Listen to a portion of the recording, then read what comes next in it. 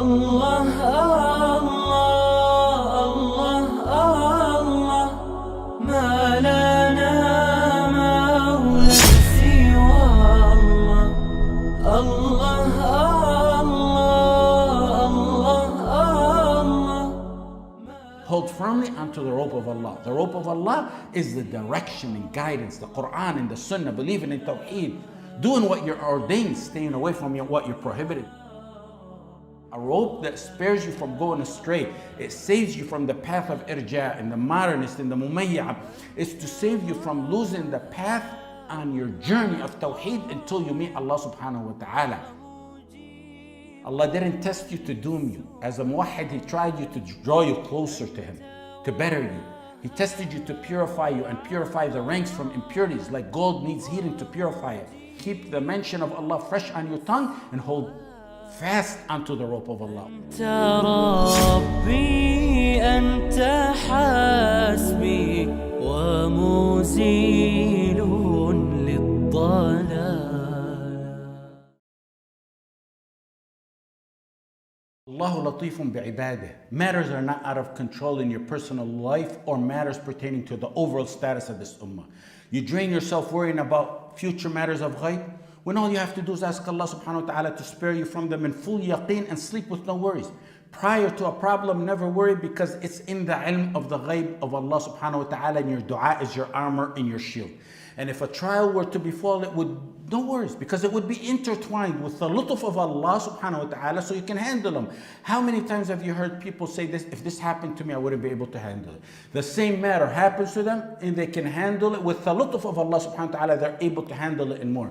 They threw Yusuf alayhi salam in the well. He's physically hanging on to his life. Any moment he may die, and slip and fall and die. He's patient, but he needs solace and comforting. And the lutf of Allah subhanahu wa ta'ala descends on him in that critical moment. Allah subhanahu wa ta'ala says, وَأَوْحَيْنَا إِلَيْهِ لَتُنَبِّئَنَّهُمْ بِأَمْرِهِمْ هَذَا. Everything will be okay. Allah inspired him. One day you're going to tell them about this.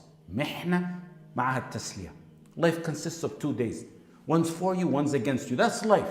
Be patient and firm on those days that are against you. And with that, both days will end up being for you. After the well, Yusuf alayhi salam was tested in the house of the Aziz with the wife of the Aziz. Then prison. That only made him more resilient, more patient, more firm. And after that patience and reliance on Allah and iman came the tamkeen. وَكَذَلِكَ مَكَّنَّا لِيُوسُفَ فِي الْأَرْضِ. Allah didn't test you to doom you. As a muwahhid, He tried you to draw you closer to Him, to better you. He tested you to purify you and purify the ranks from impurities, like gold needs heating to purify it. Keep the mention of Allah fresh on your tongue and hold fast onto the rope of Allah. وَاعْتَصِمُوا بِحَبْلِ اللَّهِ جَمِيعًا وَلَا تَفَرَّقُوا وَاعْتَصِمُوا بِاللَّهِ هُوَ مَوْلَاكُمْ فَنِعْمَ الْمَوْلَى وَنِعْمَ النَّصِيرُ. Notice the slight difference between those two very similar verses. One says, hold firmly onto the rope of Allah. وَاعْتَصِمُوا بِحَبْلِ اللَّهِ. The other says, hold fast to Allah. وَاعْتَصِمُوا بِاللَّهِ. Approximately 20 years ago, my students came earlier than usual to pick me up for one of the Bulugh al-Maram classes. I was giving them at a local university. They came early. They said, let's go to the lake so we can do some tubing. I said, we have class. We don't want to miss it. They said, we'll make it, inshallah. We went. And for those who don't know, the idea behind tubing is to lay on a floating tube and grab 2 ropes that are tethered to the boat, and the boat tows you away. To make it fun and exciting, the driver may speed and swerve so that the person holding on the rope slips off, and they go around and pick him up. Sometimes they compete who holds on longer. They said, Sheikh, it's your turn. It's a deep lake with no shore in sight. I said, I don't know how to swim. They said, if you slip, just try your best to stay afloat for 30 seconds. We'll come back around and get you. It's my students, and I'm sure back then they didn't want me dead.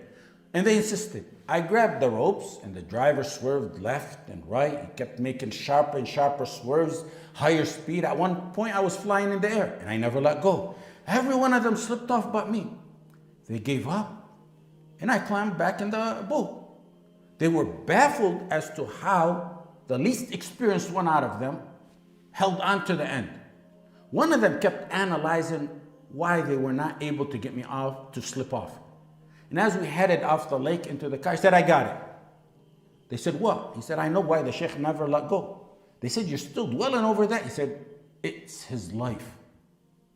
We hold on the rope and we're relaxed because we can swim. We may even enjoy falling off. In the back of his mind, his life depends on it, so he's holding on with all his might, he's not letting go. That may be true. The point being, holding on to the rope of Allah subhanahu wa ta'ala should be much more firm than holding on and any rope that may save your life, without comparison, because letting go of the rope of Allah is an ultimate khusran, an ultimate misery and catastrophe, and an eternal one. وَاعْتَصِمُوا بِحَبْلِ اللَّهِ. Hold firmly onto the rope of Allah. The rope of Allah is the direction and guidance, the Quran and the Sunnah, believing in tawheed, doing what you're ordained, staying away from what you're prohibited. A rope that spares you from going astray. It saves you from the path of irja and the modernist and the mumayya. It's to save you from losing the path on your journey of tawheed until you meet Allah subhanahu wa ta'ala. The other verse is slightly different. وَاعْتَصِمُوا بِاللَّهِ. Hold fast to Allah without the rope mentioned there.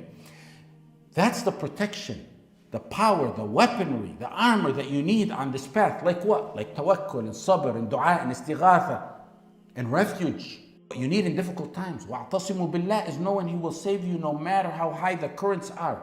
Knowing that He is your shield. Knowing in yaqeen to the highest degree that Allah subhanahu wa ta'ala is your protector, and He protects the believers, the ones you love. إِنَّ اللَّهَ يُدَافِعُ عَنِ الَّذِينَ آمَنُوا. Knowing there's no power or might but in Allah. Elevating yourself above reliance on all the unreliable and placing your trust on Allah subhanahu wa ta'ala. Firmly believing أَنَّ مَا أَصَابَكَ لَمْ يَكُنْ لِيُخْطِئُكَ وَمَا أَخْطَأَكَ لَمْ يَكُنْ لِيُصِيبُكَ.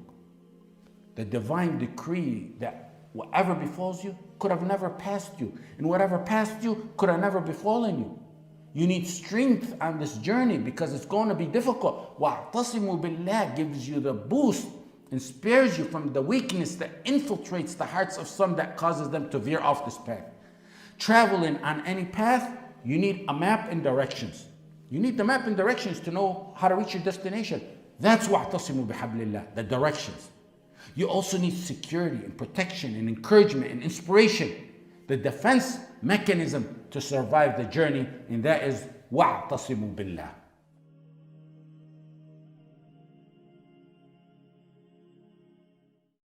يا فارس القدس هيا تعجل وشمر عن الزند حوا أبيا لساح المنايا صراعا ترجل وقارع بصدرك ريحا عتيا تناديك أحجار أقصى الطهارى فلب النداء بكرة وعشيا.